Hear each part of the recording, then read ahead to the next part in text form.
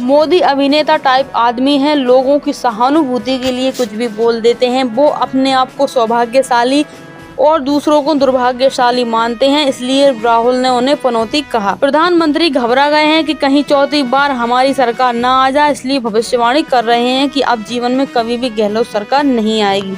ये कहना है मुख्यमंत्री अशोक गहलोत का। राजस्थान के विधानसभा चुनाव में अब कुछ ही घंटे बचे हैं। ऐसे में मुख्यमंत्री अशोक गहलोत से बात की, वो सवाल पूछे जिनके जवाब हर वोटर जानना चाहता है। गहलोत का कहना है कि उनके विधायकों के खिलाफ एंटी इनकम्बेंसी नहीं है, ये बीजेपी का फैलाया हुआ प्रदर्शन है। लाल डायरी प्रकरण को भी उन्होंने भाजपा का षड्यंत्र बताया। साथ ही ये भी बताया कि इस चुनाव में सचिन पायलट सक्रिय क्यों नहीं रहे।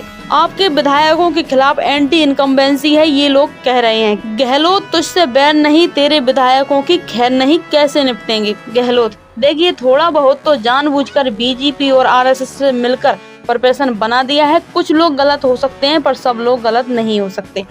ये सभी 40 दिन तक मेरे साथ होटल में थे। इन्हें हॉर्स ट्रेनिंग में 10 करोड़ की पहली किस्त मिली थी, उस समय भी एक भी विधायक बाहर नहीं निकला। अगर ये करप्ट होते तो उसी समय मुझे छोड़कर चले जाते और हमारी सरकार गिर जाती, लेकिन इन्होंने ऐसा नहीं किया।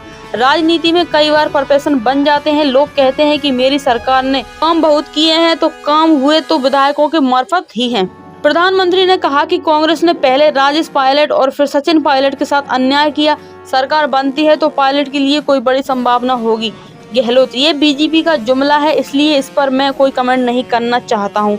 जो बात आप बोल रहे हो इसे बीजेपी ही लेकर आई है। बीजेपी गुर्जर समाज को भड़काने का खेल खेल रही है, इसके लिए ही ये मार्मिक बयान लेकर आए। अब बता दीजिए कि तुम हमारे नेताओं को भड़का रहे हो और दोष हमें दे रहे हो। पंचायत भी करो कांग्रेस की, किसके साथ अन्याय हुआ है या नहीं हुआ है। मैं प्राइम मिनिस्टर मोदी से पूछना चाहूंगा कि आपने कब ये कहना शुरू कर दिया कि सिर्फ गुर्जरों को भड़काने के लिए है, जबकि इतिहास गवाह है कि बीजेपी राज में गुर्जर मारे गए और 5 दिन तक उनकी लाशें पड़ी रही। मेरे राज में फायरिंग छोड़ो, हमने लाठी चार्ज भी नहीं होने दिया। वो ही कर्नल बैसला थे, उनके फॉलोअर थे, 4 से 5 बार आंदोलन किया, पटरियों पर भी बैठे, लेकिन मैंने शांति, सद्भाव और प्यार से उन्हें मनाया और उठाया। इन्हें 5% आरक्षण मैंने दिया और आज गुर्जर समाज से डॉक्टर, इंजीनियर बन रहे हैं और आरएएस में आ रहे हैं। जो गुर्जर समझते हैं और समझदार हैं, वो मेरी अप्रोच और फैसलों से मिल रहे फायदों को ठीक से जानते हैं। लाल डायरी की चर्चा चुनाव के दौरान होती रही है, क्यों।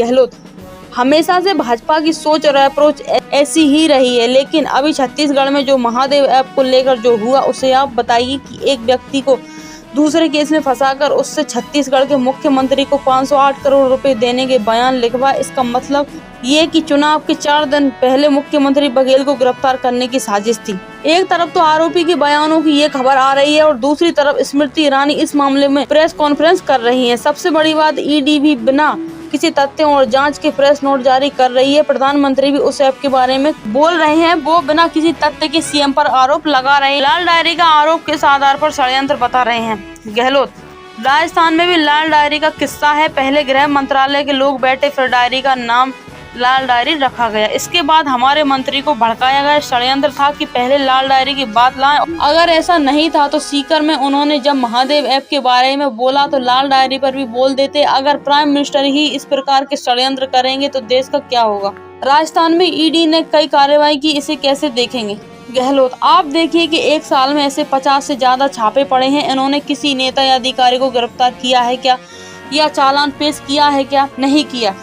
खाली जनता में प्रदर्शन बनाया है कि हमने छापे डाले हैं। पीसीसी प्रेसिडेंट डोटासारा के घर चले गए और 10 घंटे बैठे रहे, कोई पूछताछ नहीं हुई। मेरे बेटे वैभव गहलोत को नोटिस दे दिया गया, जिससे उसका कोई भी लेना देना नहीं है। वो तो झूठी कंप्लेंट थी, 1 रुपए का भी इन्वेस्ट नहीं है। इतनी बड़ी जांच एजेंसियों पर आरोप कैसे लगा सकते हैं। गहलोत, ईडी, इनकम टैक्स और सीबीआई हमारी प्रीमियम एजेंसियां हैं। इनका काम है अपराधियों को पकड़ना। मेहुल चोकसी, नीरव मोदी और माल्या जो विदेशों में बैठे हुए हैं, आज तक आप उनको नहीं पकड़ पाए हैं। इन एजेंसियों को तो सरकार बनाने और गिराने में लगाया हुआ है। किसी एमएलए के खिलाफ पहले मुकदमा बना और फिर वो बीजेपी ज्वाइन कर ले तो फिर वो वॉशिंग मशीन की तरह साफ हो जाता है। कांग्रेस के गारंटी वाले विज्ञानों पर रोक लगा दी गई है। गहलोत, भाजपा के अभी जो विज्ञापन आ रहे हैं वो बहुत ही खतरनाक हैं। हमने जो विज्ञापन दिए थे उनमें कुछ सोच थी, कुछ वादे थे और गारंटियां भी थी। ये जो विज्ञापन दे रहे हैं ये किस्से कहानियों के हैं। कुछ घटनाएं हुई जो राजस्थान में इनके समय में घटी, जयपुर सीरियल बम ब्लास्ट, इस केस में जो आरोपी छूट गए हैं उसका भी बहुत मार्मिक विज्ञापन दिया गया है।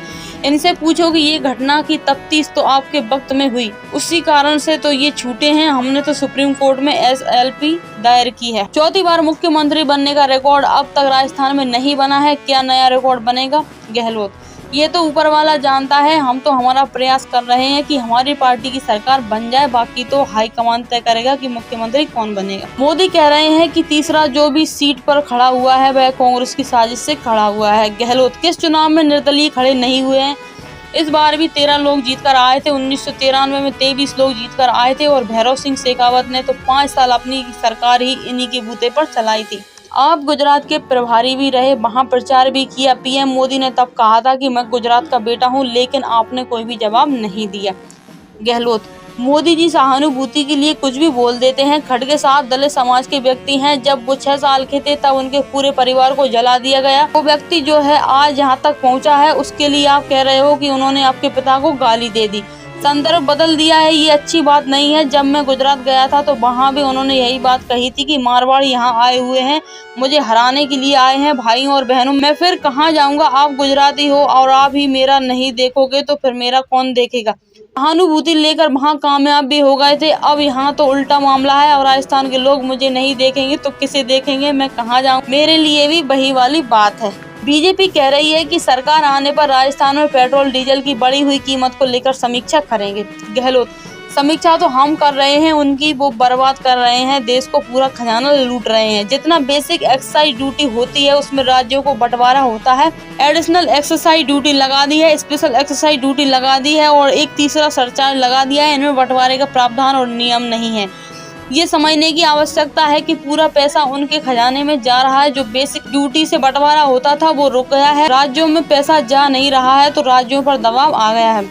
दोस्तों, जानकारी कैसी लगी? वीडियो पसंद आई हो तो वीडियो को लाइक करें, चैनल को सब्सक्राइब करें और बेल आइकन को जरूर प्रेस कर दें। मिलते हैं अगले वीडियो में। धन्यवाद।